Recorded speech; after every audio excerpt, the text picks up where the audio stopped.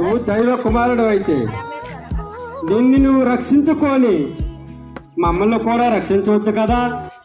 ఈ వ్యవస్థలో దేనికి? మిఖాయేలు,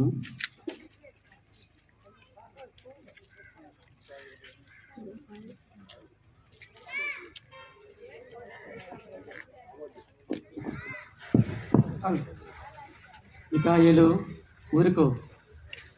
మనము చేసిన పాపములకు ఈ శిక్ష తగును. ఏ పాపము ఎరగని ఈ కరుణామయుడికు ఈ శిక్ష తగున? మమతామూర్తి, నీ రాజ్యములో నన్ను జ్ఞాపకపరుచుకున్నాను.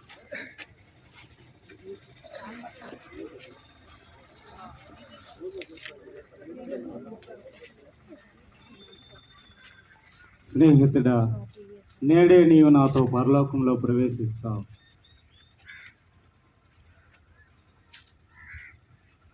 అమ్మా, ఇతడే నీ కుమారుడు.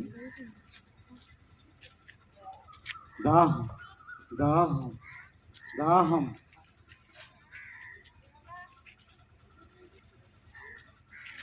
తండ్రి, వీరేం చేయుచున్నారో వీరికే తెలియదు. వీరిని మన్నింపు. నా దేవ, నా దేవ, నన్నేల చేయి విడిచితివి. సమాప్తమైనది.